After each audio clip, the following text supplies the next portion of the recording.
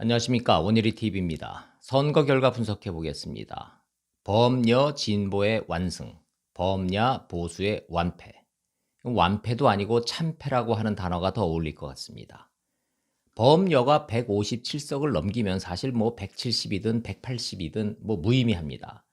대한민국 국회 의석의 기준점이 여대 야소는 과거처럼 과반이 아니라 이제는 157석이 매직 넘버입니다. 국회 선진화법 때문에 그렇습니다. 각 상임위별로 5분의 3만 넘으면 패스트트랙의 쟁점 법안을 올려서 통과시킬 수 있기 때문입니다. 그래서 여소야대의 기준은 과반이 아니라 5분의 3인 157석이다.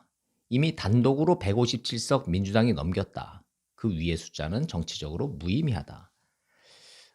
민주당이 단독 과반 넘었고 범여가 180석을 넘긴 거여의 등장. 개헌 빼고는 모든 게 가능해졌다. 이게 선거 결과입니다. 그럼 왜 이런 선거 결과가 나왔느냐? 이길 수 있었는데 코로나에 묻혔다. 공천을 잘못했다. 김형호, 한선교가 말아먹었다. 마지막 차명진 막말의 여파가 컸다. 뭐 부분적으로 맞는 말이고 동의하는데 이 모두 다 2차적이고 부차적인 원인입니다.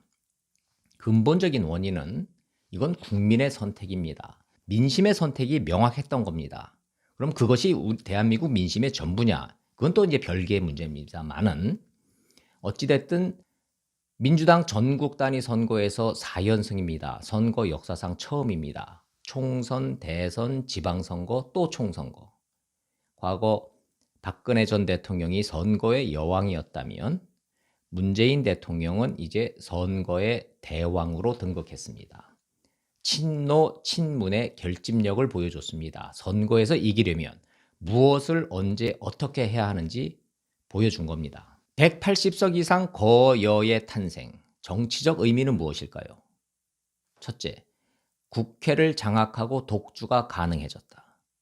좌파 독재니 의회 독재니 뭐 이런 단어는 쓰지 않겠습니다. 다만 독주하고 폭주하는 거는 얼마든지 가능해졌다.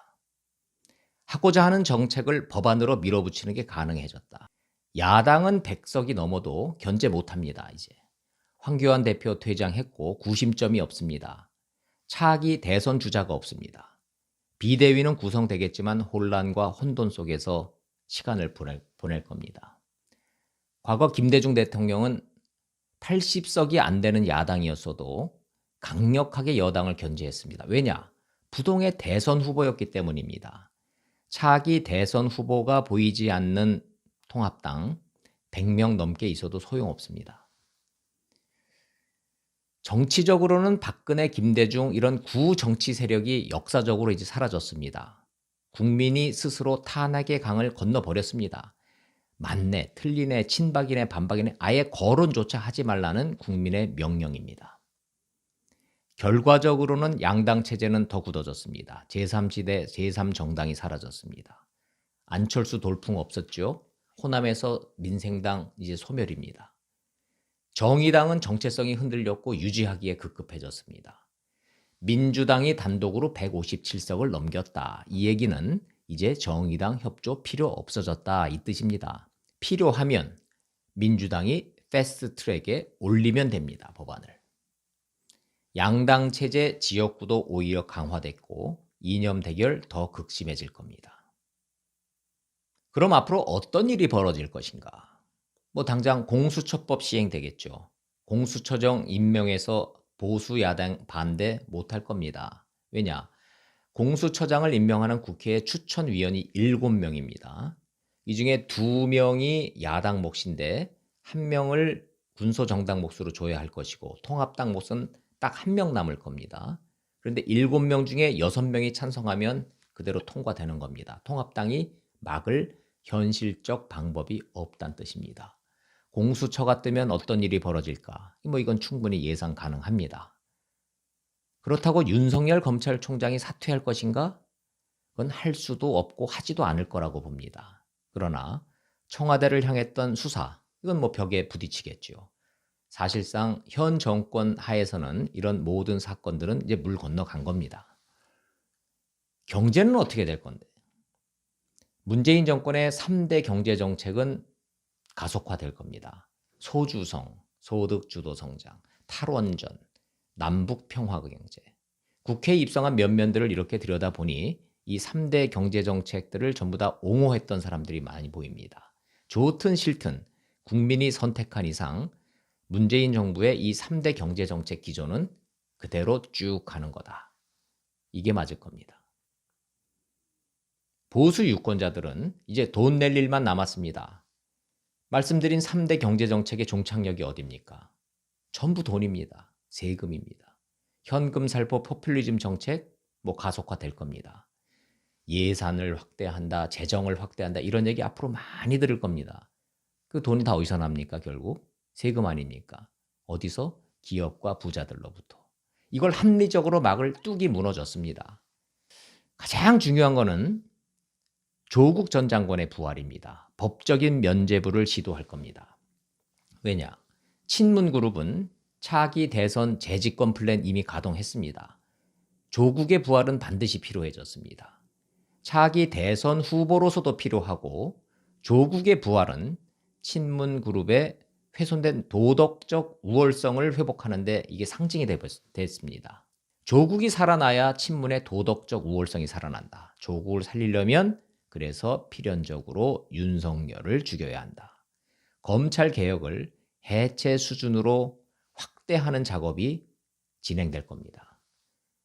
울산 사건, 하명 사건, 라임 사건, 신라젠 사건. 이래서 이런 검찰 수사가 당장 힘들어졌다고 전망하는 겁니다. 마지막 질문입니다. 그럼 대한민국은 이대로 가는 건가? 보수 유권자들이 이런 말씀 많이 하십니다.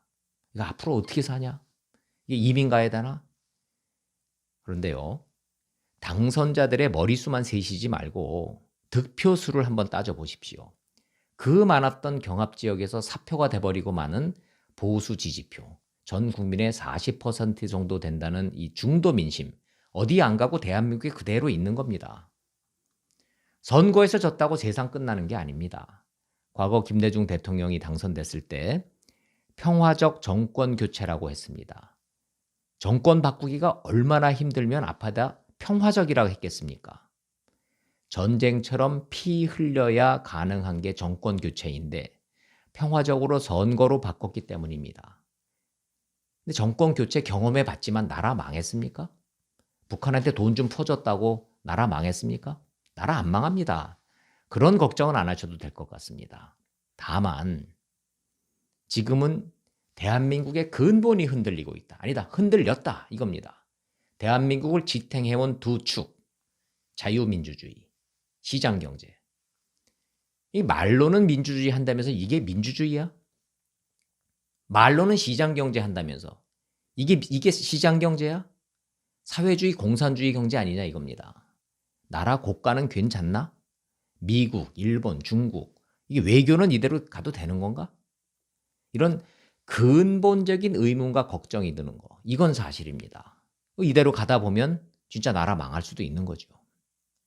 근데 이 걱정에 해답을 찾으려면 먼저 보수가 변해야 됩니다.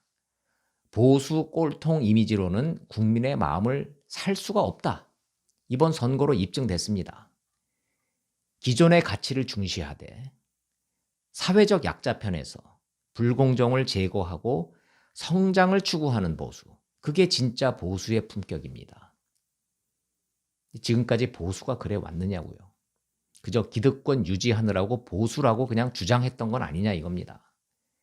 이번에 새로 당선된 100명이 넘는 이른바 보수 의원이 과연 이런 진정한 보수의 가치를 갖고 있는 건지, 그거를 추구하는 건지 이거 묻고 확인해 봐야 됩니다. 현 집권 세력도 자중해야 합니다. 선거에서 압승했다고 시장경제 역행하라는 난폭운전 면허증 부여받은 거 아닙니다. 북한 김정은 정권의 세습과 폭정 그리고 인권유린 눈 감으라고 면죄부 받은 거 아닙니다. 달걀이 아닌 닭을 먼저 잡아먹는 경제정책, 북한 핵을 머리에 이고 사는 대북정책, 안보 불안에 이민 걱정하게 만드는 외교정책, 이대로 쭉 가라. 국민이 이렇게 요구한다고 착각하면 안 됩니다. 당장 어려워졌지만 윤석열 검찰이 해온 수사, 울산 선거 개입 의혹 사건, 청와대 하명 의혹 사건, 라임 사건, 신라젠 사건, 이 정착력은 결국 모두 청와대였습니다. 종착역은 결국 청와대입니다. 권력형 비리 의혹 사건입니다. 당장은 묻힐지 몰라도 영원히 묻히는 사건 제가 못 봤습니다. 역사가 그렇고 제 짧은 경험으로도 확인했습니다. 선거 결과가 실망스러우면 대부분 외면합니다. 그리고 체념합니다. 그리고 본인의 외면을 합리화합니다. 그놈 누가 되면 어때? 나랑 무슨 상관인데? 돈 준다면서 좋네. 돈 준다는데. 세금 몰라. 뭐 알아서들 하겠지 뭐 이러실 겁니다. 뭐 당연합니다. 대한민국에서 정치라는 게 소선거구제가 유지되는 한 여야, 진보, 보수는 적대적 공생관계입니다. 이기고 지고 숫자 싸움만 있을 뿐이지, 그리고 환호와 탄식이 주고받을 뿐이지 정치는 돌고 돌면서 가는 겁니다. 문제는 법인데 엉망진창되고 누더기 만신창이 된 이 선거법이 연동형 비례대표제, 이거 고쳐야 됩니다. 새로 만들어진다는 공수처가 새로운 권력의 시녀가 되는 거는 이건 막고 견제해야 됩니다. 소득 주도 성장으로 대표되는 잘못 가는 경제정책, 그 대전환, 말할 필요도 없습니다. 정치가 싫다고 외면하면 나쁜 정치가 나를 지배한다. 많이 들으셨을 겁니다. 근데 어찌 보면 정치를 잘못하는 것보다 잘못 가는 정치를 외면하는 게 더 나쁠 수도 있습니다. 체념하는 게 더 나쁠 수 있습니다. 합리적이고 따뜻한 우파, 애국적이면서도 비파괴적인 좌파, 그 균형과 견제를 위해서 저는 저랑 생각을 같이 하는 국민과 함께 뚜벅뚜벅 걸어가 보겠습니다. 여당의 압승으로 끝난 선거 결과를 지켜보면서 이런 생각을 정리했습니다. 원일이 TV 마칩니다. 고맙습니다.